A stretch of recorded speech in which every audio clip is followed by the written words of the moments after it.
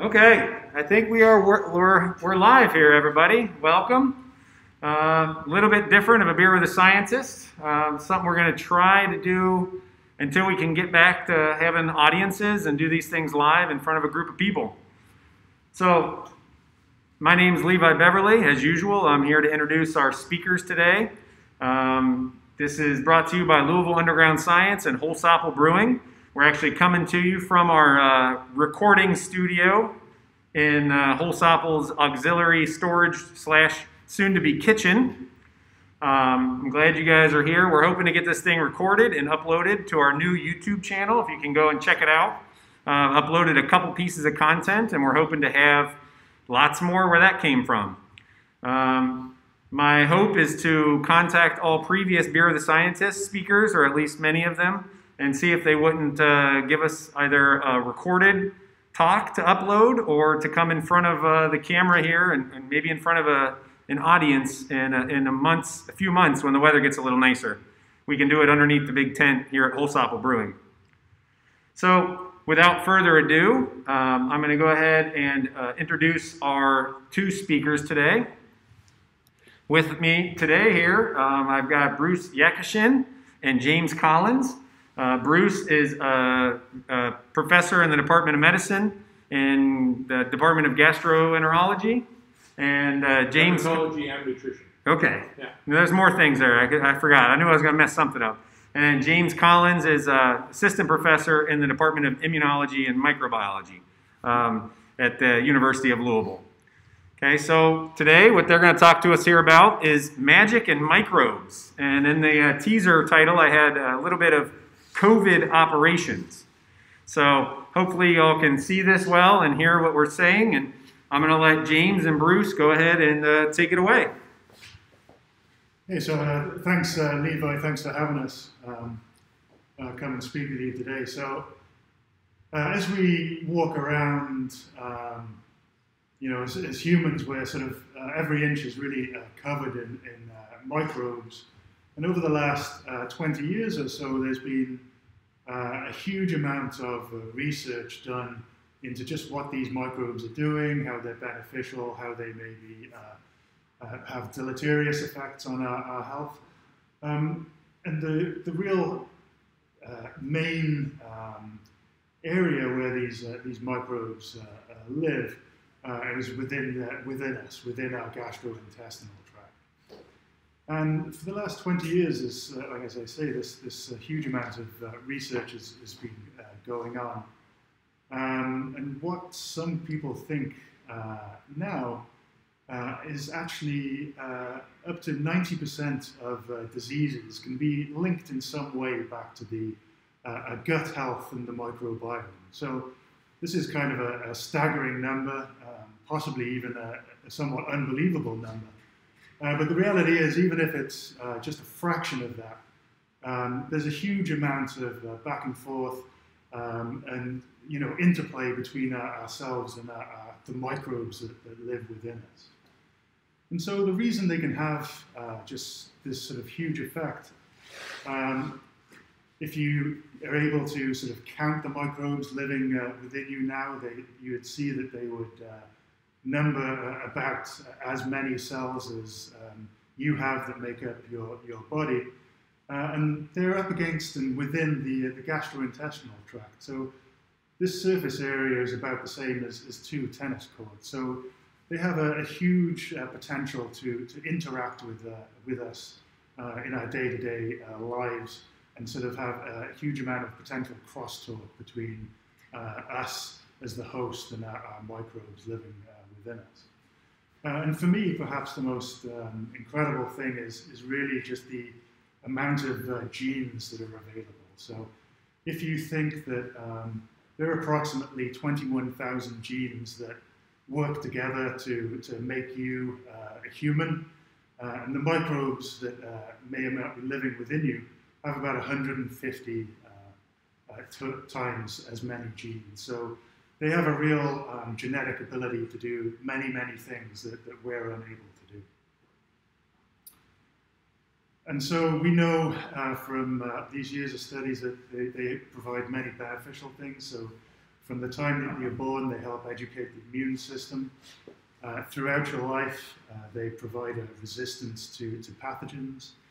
They supply us with many vitamins that we either can't absorb on our own or can't produce on our own.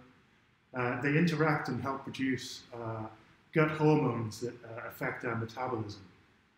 They produce anti-inflammatory properties.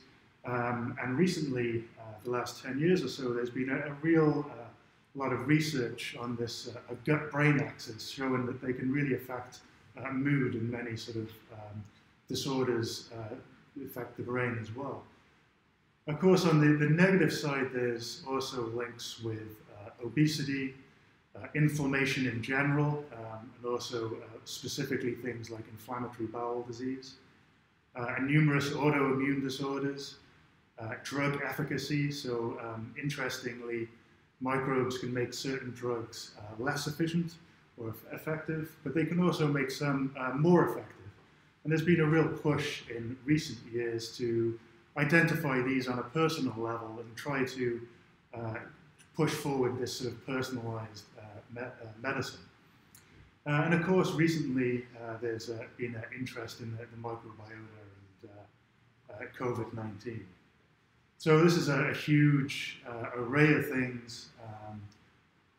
Myself and Bruce are particularly interested in sort of some of these. So myself as a basic research scientist, so I'm kind of interested in how they provide resistance to pathogens. And Bruce is a gastroenterologist and also a basic scientist, is interested in inflammation, inflammatory bowel disease, and recently we've both got together to try and look at this COVID microbiota potential interaction and relationship. Just as an example of some of the roles of the sort of environment and the microbes here. So this is angioectasia. Yeah. So Bruce, maybe you can, is this a picture that you took? This is actually courtesy of a colleague of mine from University of Cincinnati, Dr. Milton Smith, who took this endoscopically. And this is an angioectasia, also known as an AVM of the intestine. And we recently, my wife, who's an immunologist, Mary Beth, and I recently published on this with a team, including Cincinnati Children's, Meyer Sengatar. And we found intriguing data using intriguing data that showed that these lesions are consistent with dysbiosis or changes in bacterial composition in the gut, which then facilitate this imbalance, inflammation, and bleeding lesion, which is actually very clinically prevalent and very important in day-to-day practice for a gastroenterologist. These can be very difficult lesions to manage and seem to be directly involved with the inflammation associated with potentially abnormal bacterial colonization of the gut.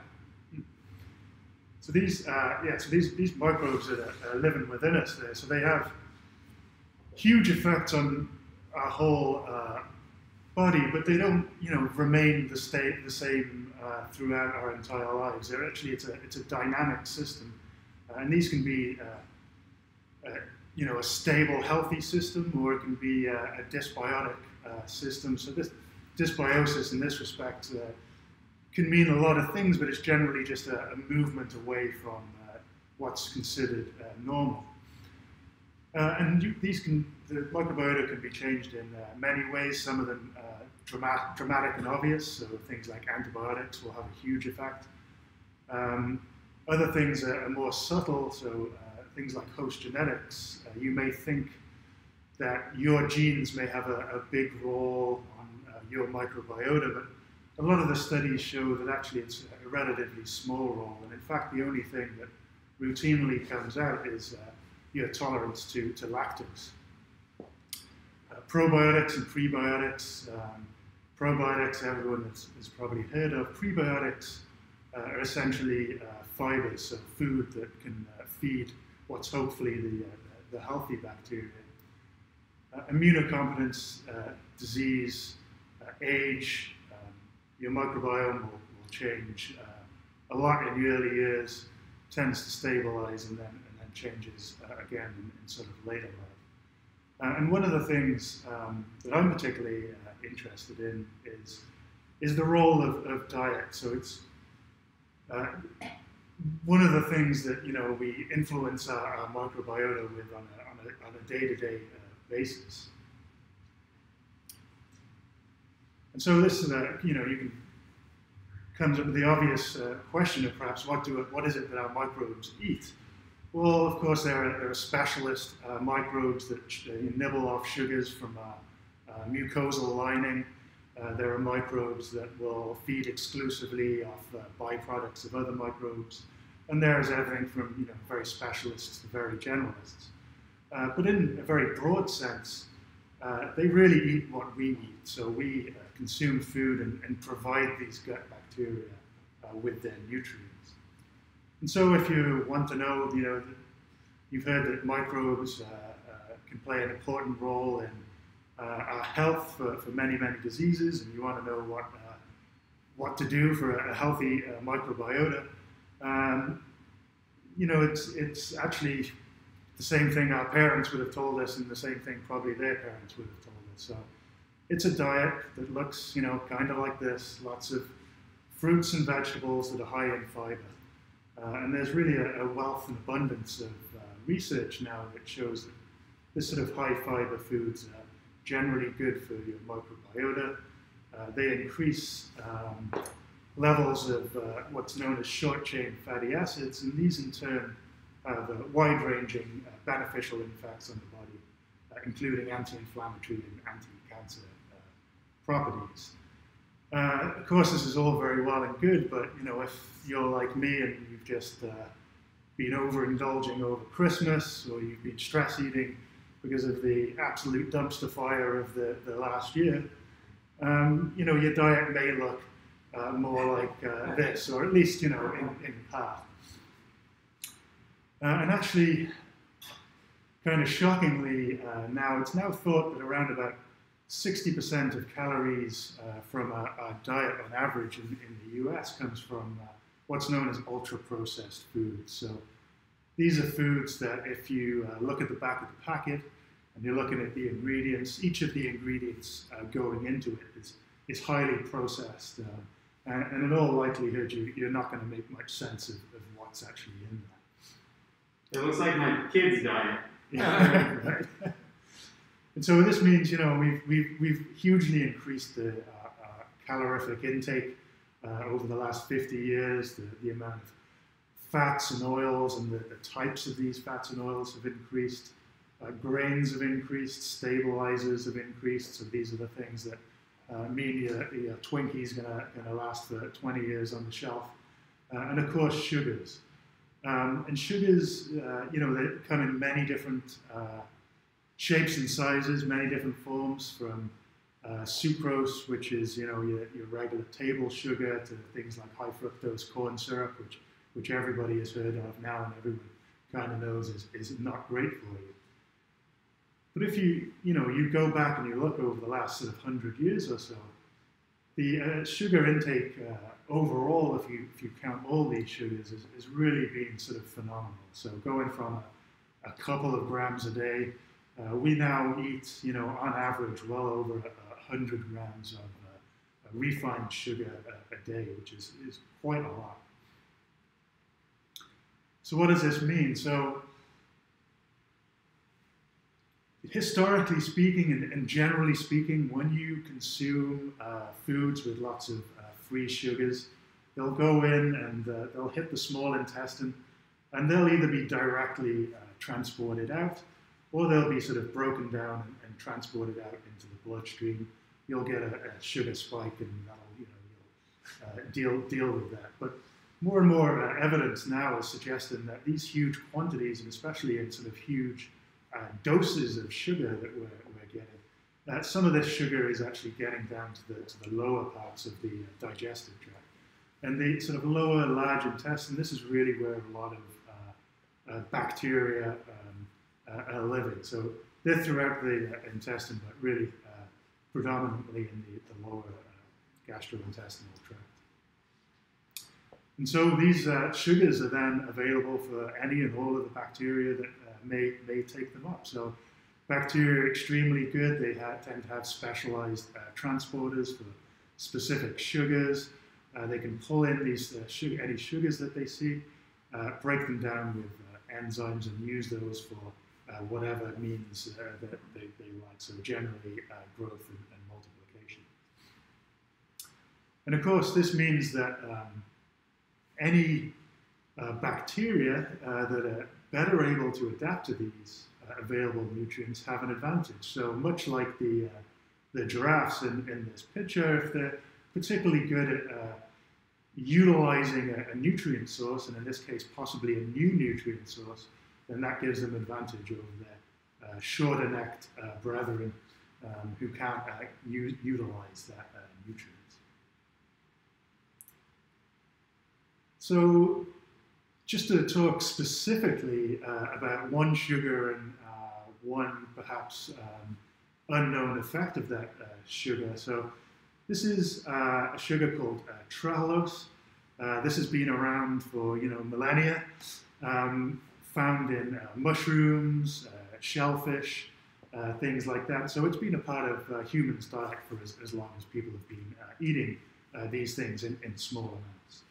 But prior to about 1995, trehalose was extremely expensive to process. You'd have to extract it from yeast, and to make that pure, it cost a lot of money, so $700 a kilogram. So it was not put into anything. Then around the mid-90s, a novel enzymatic process meant that this price precipitously dropped to around about $2 a kilogram and below. And in 2000, it was widely approved. And so trehalose actually has a lot of beneficial properties. It's great in ice cream. It gives it a great mouthfeel. If you put it on frozen fish, it helps protect that fish from ice crystals, and so the texture is better. You can spray it on vegetables, and it has that same effect. And it's actually a component of the Taco Bell ground meat as well. So it's kind of included went from just being in mushrooms to really being widely included in lots of food stuff in America and around the world. And so, it's not an inherently bad sugar. I mean, none of these things are inherently bad. And in fact, lots of different bacteria within the gut can eat this particular sugar. And some can even make it themselves. In case you're wondering, trehalose sounds kind of like a weird sugar, but it's just two glucose molecules that are bound together in a particular fashion. Well, there's one bacteria that can eat trehalose, and actually pretty much all of this bacteria can, and it's Clostridium difficile. So this is something that I work on in the lab, and Bruce, I would imagine, sees a lot of as a gastroenterologist. So this is a hospital-associated pathogen that really wreaks a lot of havoc in the hospital. So just in the USA alone, this causes around about 500,000 infections a year, leads to about 15,000 deaths, and has excess medical costs of this egregious figure of about $5 billion. And it turns out that pretty much all C. difficile will eat trehalose if you provide it at a high enough concentration.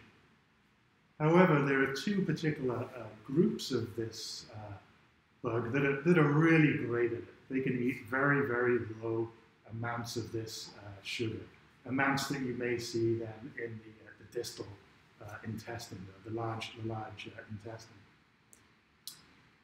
And it just so happens, this is when trehalose was widely approved, so in 2000, that these two particular groups of C. difficile that were present, and found rarely in hospitals, it's sort of dating back to the early 80s, really took off following the introduction of this particular sugar in the diet. Now, this, of course, is not to say that trehalose is the only thing that we spurred on these particular groups of C. diff. There's many things like antibiotic use, many other things besides that.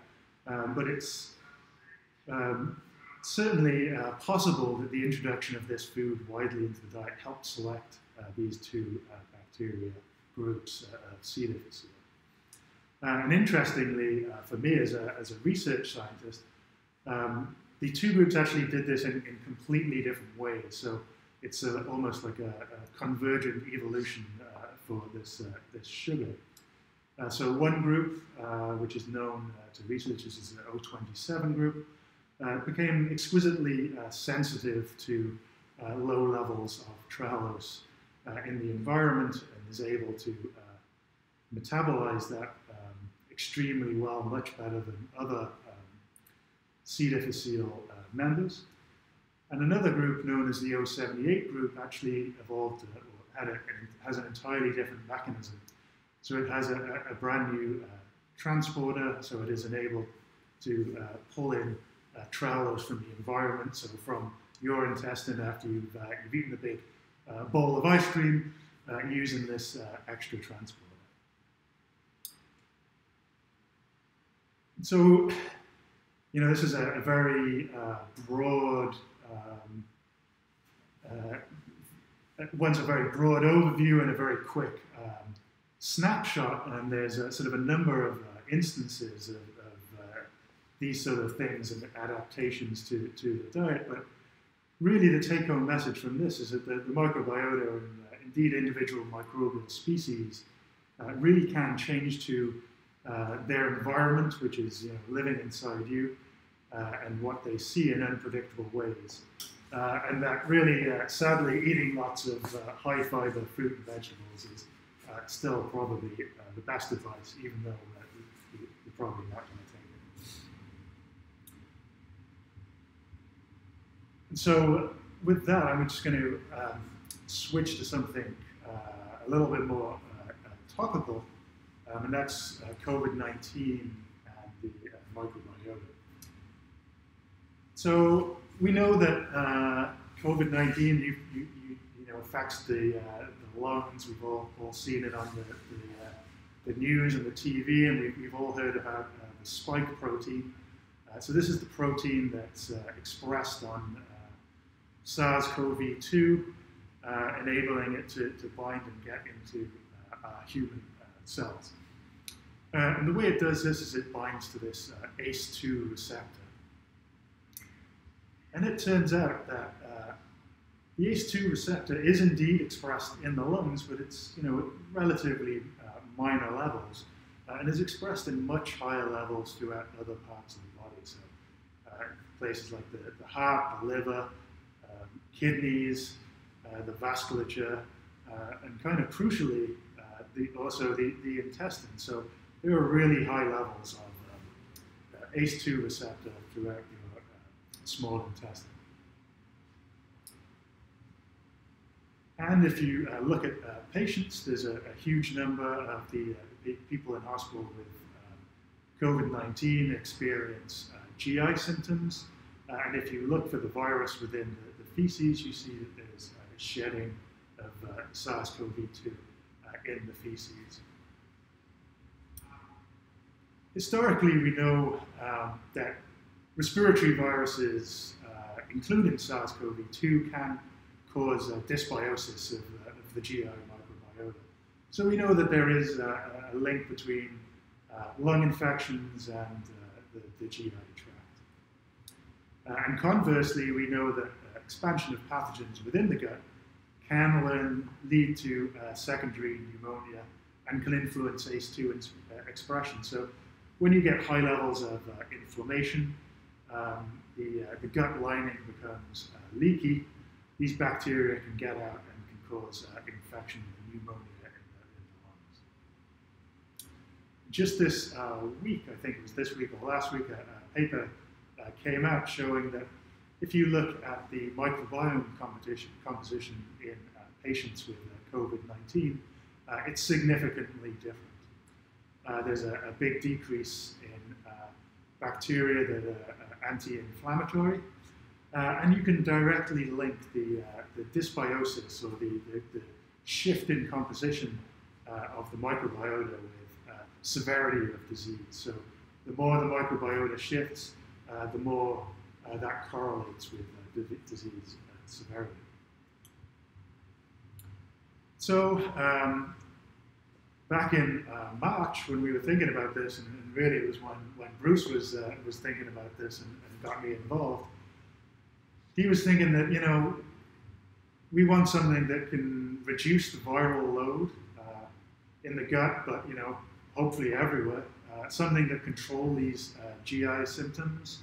They're obviously bad on their own, but it's possible that they could lead to worse outcomes through to translocation and subsequent infection. We want to prevent the expansion of pathogenic bacteria. Something that's cheap is always good because it becomes more widely available. And of course, something that's well tolerated. So it's no good if the cure is as bad as the disease. And what he thought was a really good potential drug to look at and test in that was, perhaps surprisingly, Pepto-Bismol. So this would not have struck me. So I'm glad that it struck Bruce. But we know that from a lot of data that Pepto is really good at treating infectious diarrhea. So Bruce, is this from one of your? Yeah, this is a table from a large meta-analysis that we published last January, a year ago this month, in the journal Digestive Disease and Sciences, and I worked on this with a group from industry, colleague Jose Brun, colleagues at Procter & Gamble actually went back into the archives and pulled up a number of studies that we looked at to determine the signal associated with improvement of infectious diarrhea from a number of causes, both viral as well as bacterial. So this table shows the line that's vertical, the black line is solid, black line is vertical, is sort of the balance of neutrality, and the number of studies on the right of that are all favoring Pepto-Bismol or BSS in terms of therapies in the studies that were assessed. And this was we're very fortunate we've been able to go back in the archives and analyze all these studies, but this was the initial signal that this old compound, this drug that we still use today, actually has a favorable profile in the therapy of these types of infectious diarrhea conditions. Yeah, it's been around for over 100 years, right? Yeah, I actually have a House Officer's Journal documenting the use of bismuth back in the end of the 1700s in this country. So looking at this, we knew that it could, perhaps help the GI symptoms. But is there any other possible benefits in inhibition of these coronaviruses and specifically this SARS-CoV-2? So Pepto-Bismol, the active ingredient is this. It's a bit of a mouthful. So this bismuth subsalicylate, and it turns out that as well as being effective against bacterial GI problems, there's literature showing its efficacy against viral gastroenteritis. So that's something there. And more specifically, bismuth complexes have actually been shown to inhibit SARS coronavirus. And more recently, bismuth citrate, so this is a very similar compound to the bismuth subsalicylate, has been shown to suppress actually the SARS-CoV-2 replication. So with all of this taken together, we thought it would be really, something definitely worth looking into. It's kind of ticking off all of these boxes. So, not only the GI symptoms and prevention, expansion of pathogenic bacteria, the low cost, well tolerated, but also potentially able to reduce the viral load, at least within the GI tract. And so we went about setting up a small clinical trial, and pretty much this is where we are now. So I'm going to leave this up here. We're still recruiting patients. So if you have, or if you know someone with mild to moderate symptoms, we're still enrolling volunteers into this, and we would love to have you. More information can be obtained by speaking with Angela, either on that number or the email, or you can even contact myself and put my details up there to get some more information. And that's that. Yeah, again, some of the items we talked about would be individuals advised to speak with their practitioners as well for general questions or ideas, concerns pertaining to therapy. And once again, thank you for your attention. Okay, great. Thank you very much. Get that out here. I'm going to go ahead. There was at least one question on the Facebook. We'll wait because there's usually a couple second lag if anybody else has any questions. But I'll start with one question here that popped up. The question from Stacy is pertaining to fiber and short fatty acids, which are associated with cancer reduction. Any guesses why? Anti-inflammatory? Question mark. Yeah, so they've been really implicated in almost any paper that you see with. They almost like the silver sort of bullet for stuff that works well in the gut. So they help feed a number of the cell types within the gut lining. And so they really help to keep the gut lining healthy.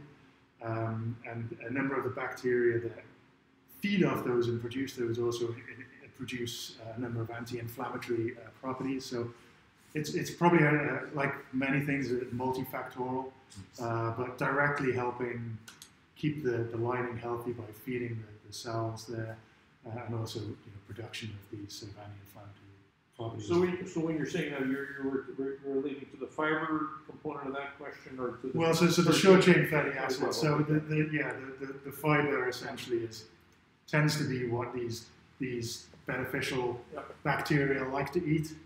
We can't digest it; they like to eat it, and then they produce beneficial products. Yeah, the short chain, the short fatty acids. The jury's out on that in several human conditions, and it has been applied for use for a number of things, including diversion colitis, etc. So there has been research done in the area, but clinical applications of that are still under consideration. The evidence is not totally clear. I think there's a difference between supplementation, right, and then just naturally produced by your microbiota. I think the supplementation for sure doesn't seem to work as well. Mm-hmm.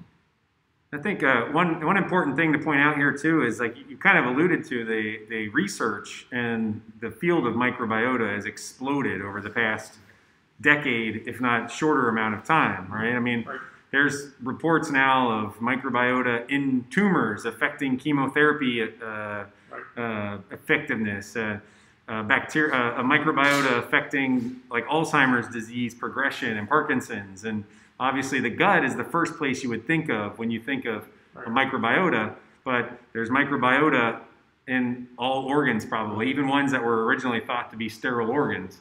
And not only that, I think it's really important to realize that things like these short chain fatty acids and other products that bacteria and other components make are used by other parts of the body. Right. So, and I think nobody would argue that eating your fruits and vegetables is good for you, right? Like, I think that's for sure. Not enough people do it.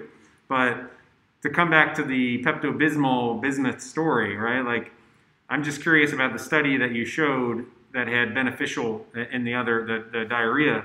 Like, are those people that were prescribed it, or that people just happen to be taking it on a regular basis because of the diarrhea? Or those were actually studies. There were interventional studies that were performed by a number of investigators, including. So I think one of the things that I should point out too is the importance of the source of bacteria, because there have been studies that have been done that have evaluated microbial supplements, and Okay. some of them are dead, some of them are the wrong types. As a matter of clinical practice, I've come to trust some products that are fairly readily available commercially as well as homemade, which includes kefir and soluble fiber, and of course insoluble fiber. But these are agents that I use in addition to standard medical therapy. They're not standalone. Right. These are often used in conditions that are severe and serious, and we have very good medications that have been proven in clinical trials to be applicable. But as part of the overall gestalt or the overall management of these are used as reasonable supplements in addition to standard of care. Yeah, thank you. Somebody actually just posted, Dr. Siskind, about the source of the microbiota coming from diet or probiotics. So you just kind of hit on that a little bit. I am very careful about what I recommend. There are good organizations that exist that have degrees of confidence in different products that are promoted. I don't want to, those are available through access through the internet or through membership. But there are a number of nutritional societies that provide recommendations based on their testing of those products, and that data is available.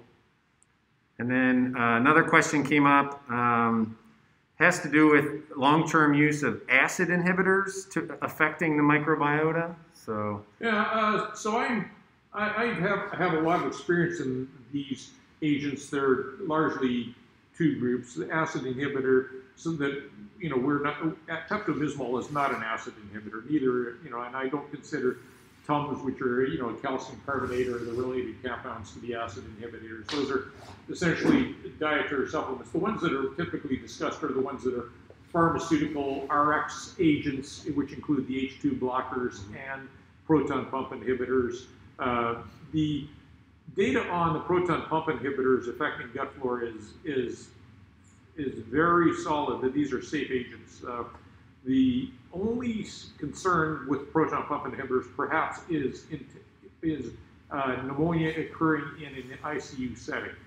These are people with impaired GI and respiratory functions. They're in an ICU. They may facilitate or predispose that individual to pneumonias in an ICU setting. However, these agents do not cause changes that are reproducible in the GI tract or in the gut. The acid is a substance that is well contained in the human stomach. It's designed to contain those chemicals in that location, and the gastrointestinal tract, which is well beyond the stomach itself, provides us totally separate environment from the perspective of acid and pH.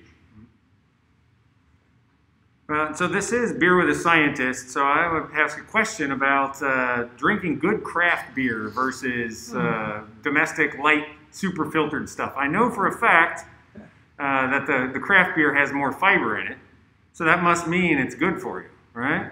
I would always recommend good craft beer. Okay, good. We're on the same page then. Yeah, so this brings up the concept of fermented foods and beers and etc. in terms of a balanced diet. Mm-hmm. So there are a number of ways of producing dietary benefits, and as much as we've talked about processed foods here, there is a role to be played for a balanced diet, which includes, in moderation in certain circumstances, of course, and a diet that does contain microbes in a natural setting that are healthy.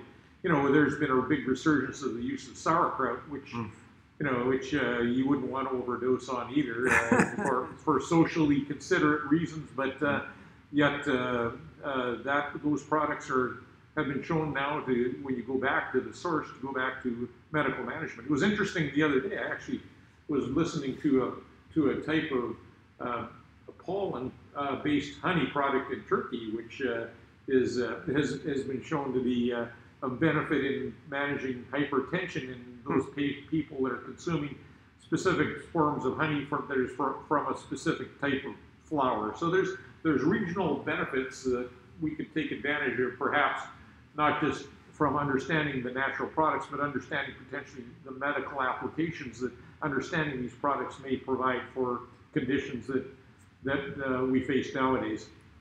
Yeah, and I think an important thing is in moderation. I think that's always an important thing. I always say too much of anything can kill you, and and being a cancer researcher, if you shove enough of anything up a rat's butt, it's going to get cancer. So I mean, everything in moderation. Yeah, death by sauerkraut would not be suitable. So it looks like I don't see any more questions popping up on the feed. I'll give it just another couple seconds, but I'll just go ahead and say thank you to Bruce and James for coming out here and doing this, as everything for the past year, slightly different version of a normal Bureau of the Scientist talk. Looked like at any given time we had, 20, 30, 40 people tuned in, so, and then people can always go back and look. And Can I say thanks to the people that are taking care of our COVID patients and those public that are helping us with that effort. We appreciate that, and our work in that has just brought us to the forefront of those special individuals that are working in that area throughout our country, and specifically in Louisville itself. Yeah, absolutely. Good point. Those are just people who go to work every day and they put their potential health on the line for us. So, okay, I don't see any more questions popping up, but if anybody has any questions that end up posting on the page or YouTube, I'll forward them and get you guys that information. So again, thank you very much. We're going to go have one more beer, and then we will see everybody else later. I appreciate your time. Thanks.